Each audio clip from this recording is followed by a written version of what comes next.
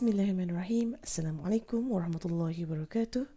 In this video, I will show you a few examples on the topic of ellipse. First question said, find the center, foci, and also vertices for the ellipse defined by this equation here, and then sketch the graph.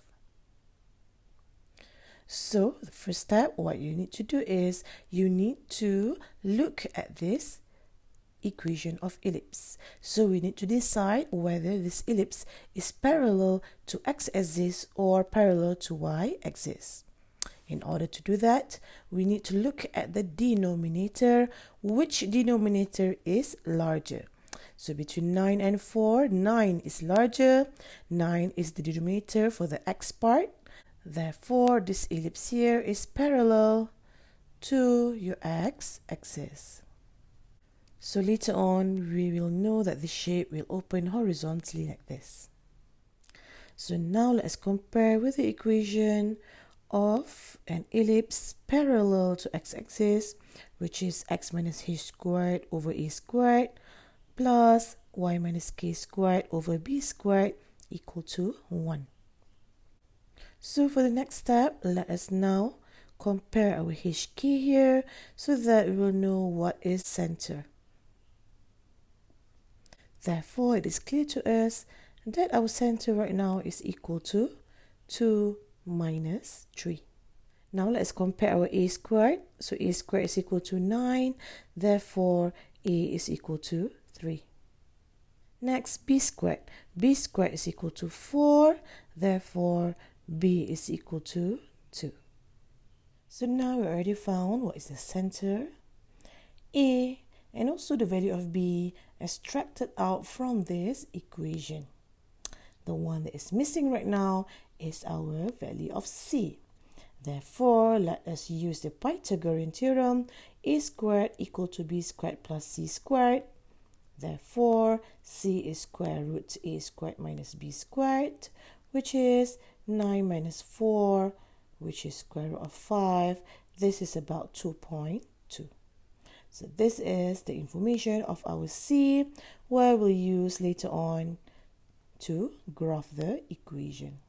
So after we got all of this information here, let us straight away try to graph our equation so that we can answer other equation here, which is foci and also the vertices.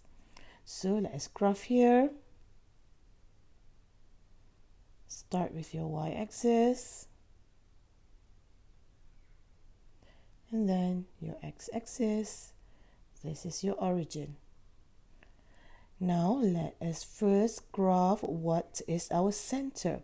So center should go at the middle here. We already have our center right here, which is 2 minus 3. So let's start graphing the center for us. This is 2, this is minus 3. Therefore, this is your center, 2 minus 3. After we have drawn that, let's straight away proceed to graph our vertices. So the vertices will use the information of a here, which is 3.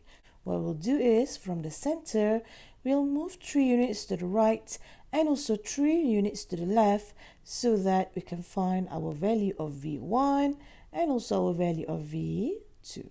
So let's try this here. From your center, let's move 3 units to the right. 1, 2, 3. And then let's move 3 units to the left. 1, 2, 3. So this is your v1 here with the coordinate minus 1, minus 3.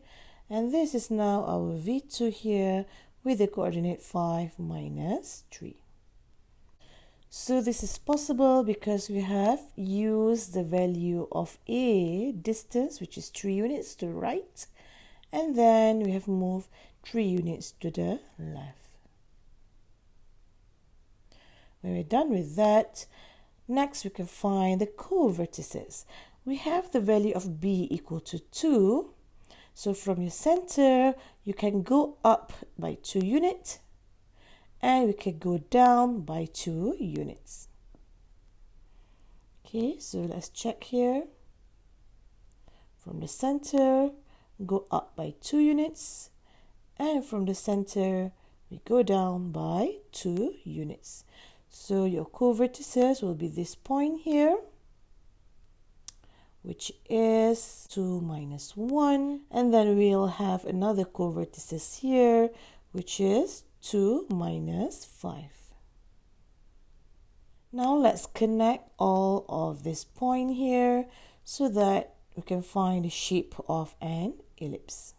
So let's just connect them.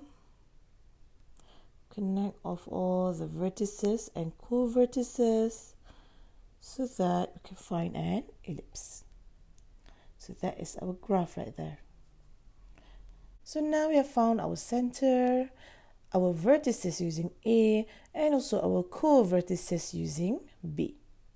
However, there's one thing we need to find, which is the foci.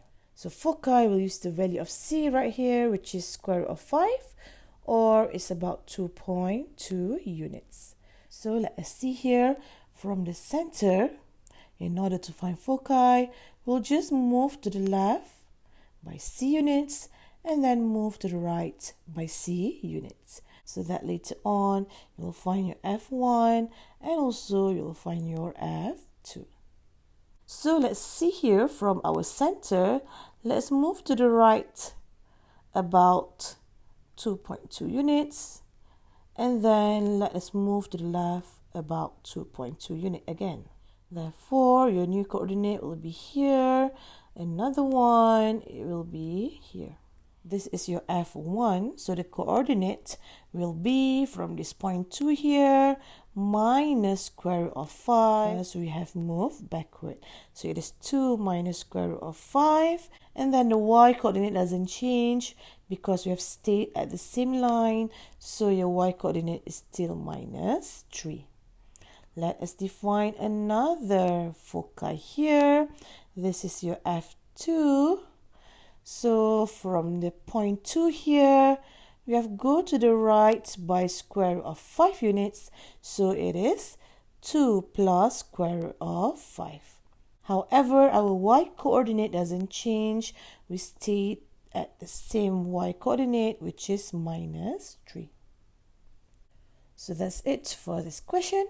We have found the center from the graph when we are comparing. And then we found the value of A, which will help us to graph our vertices. And we have found B, which help us to find our co-vertices. And later on, use Pythagorean Theorem to find C, where the point of C here help us to find our foci. So that's all for example 1. Thank you.